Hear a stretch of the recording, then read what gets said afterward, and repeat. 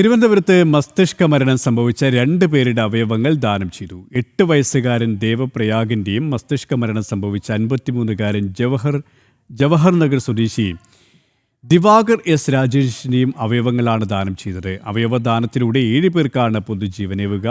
ദിവാകറിന്റെ വൃക്കകളിലൊന്ന് train മാർഗം കോഴിക്കോട്ട് എത്തിക്കും. വിവരങ്ങളുമായി ദിഷ്ണ ചേരുകയാണ്. ദിഷ്ണ, അവയവ മാറ്റത്തിലൂടെ പുതുജീവനേകുകയാണ്. മറ്റു വിവരങ്ങൾ എന്തൊക്കെയാണ്?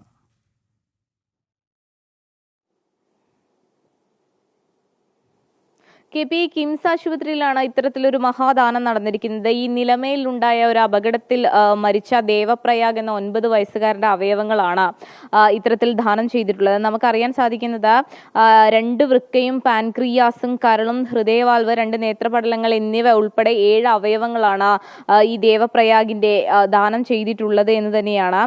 അതുകൂടാതെ തന്നെ ദിവാകർ എന്നൊരാളുടെ മസ്തിഷ്ക മരണമാണ് സംഭവിച്ചത്. അയാളുടെ അവയവങ്ങളും ദാനം ചെയ്തിട്ടുണ്ട്. തിരുവനന്തപുരം കവടിയാർ ജവഹർ നഗർ സ്വദേശിയാണ്. ദിവാകറിന്റെ 2 വൃക്ക, കരൾ, 2 നേത്രപടലങ്ങൾ എന്നിവയാണ് ദാനം ചെയ്തിട്ടുള്ളത്. എന്തായാലും വലിയൊരു അവയവദാനം തന്നെയാണ് തിരുവനന്തപുരത്ത് നടന്നത്. തിരുവനന്തപുരം കിംസ് ആശുപത്രിയിലാണ് ഇത്തരത്തിലുള്ളൊരു മഹാദാനം നടന്നിട്ടുള്ളത്. KP ശരി, ദിഷ്ണയാണ് വിവരങ്ങൾ നൽകിയത്.